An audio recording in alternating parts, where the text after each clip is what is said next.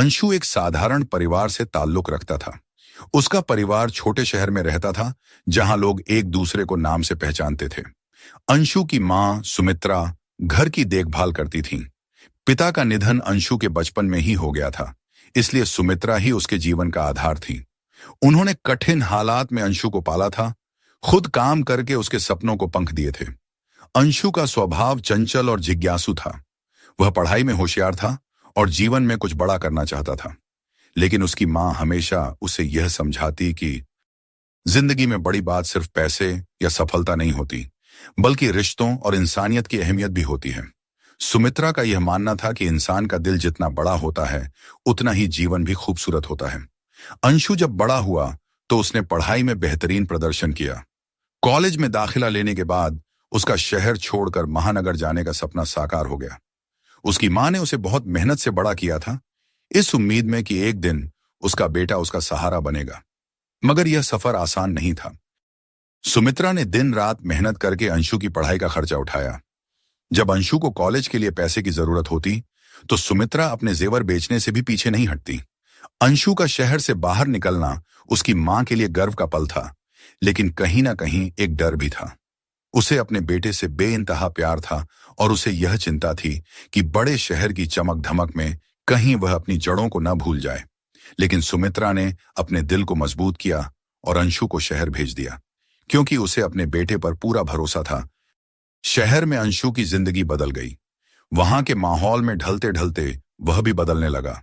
College के दोस्त, बड़ी बड़ी इमारतें और चकाचौंध वाली जिंदगी ने उसे एक नया रूप दिया।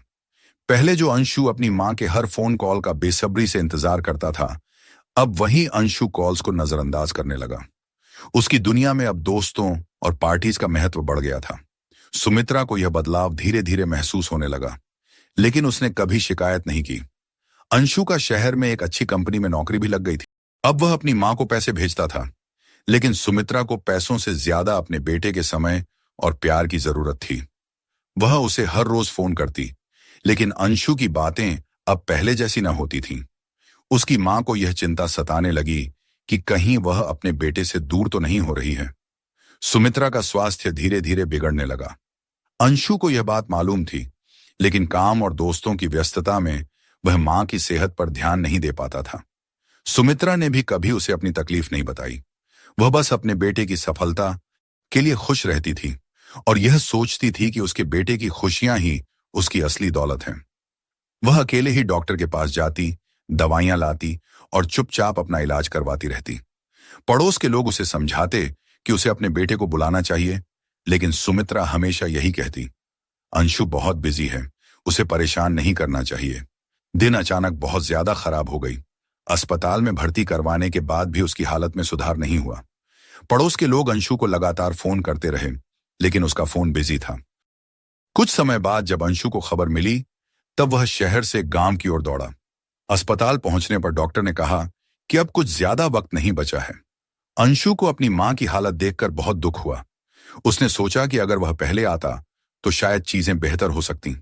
सुमित्रा ने अपने बेटे की आंखों में आंसू देखकर अपना कमजोर हाथ उठाया और उसके सिर पर रखा।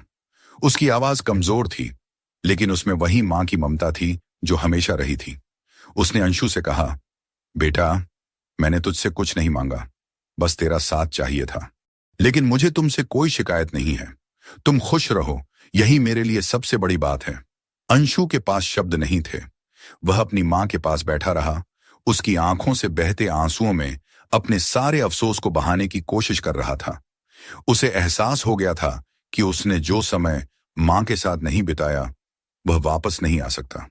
अंशु की मां ने कुछ देर बाद आखिरी सांस ली। उस पल अंशु को लगा जैसे उसकी दुनिया उजड़ गई हो। उसने अपनी मां को खो दिया था, जो उसकी जिंदगी का सबसे मजबूत स्तंभ थी। अब उसकी दौलत, उसकी नौकरी, उसकी बड़ी बड़ी सफलताएं सब उसे व्यर्थ लग रही थीं। उसने बहुत कुछ हासिल किया था, लेकिन अपने जीवन की सबसे कीमती चीज, अपनी मां का प्यार और समय, वह खो चुका था। अस्पताल के बाहर अंशु की आंखों में एक दर्द था जो शायद कभी खत्म नहीं होगा। उसने अपनी मां के लिए सब कुछ करना चाहा था, लेकिन सही समय पर उसके पास नहीं पहुंच पाया। यह पछतावा उसके जीवन का हिस्सा बन गया। मां के जाने के बाद अंशु ने एक बड़ा फैसला लिया। उसने अपनी नौकरी से कुछ समय के लिए ब्रेक लिया और अपने गांव वापस आ गया। उसने वहां बच्चों को मुफ्त में पढ़ाना शुरू किया और समाज के लिए काम करने का फैसला किया। उसकी मां ने उसे इंसानियत और रिश्तों की अहमियत सिखाई थी और अब वह उन सीखों को अपने जीवन में उतार रहा था। अंशु की जिंदगी बदल चुकी थी, लेकिन उसकी मां की यादें हमेशा उसके साथ थीं।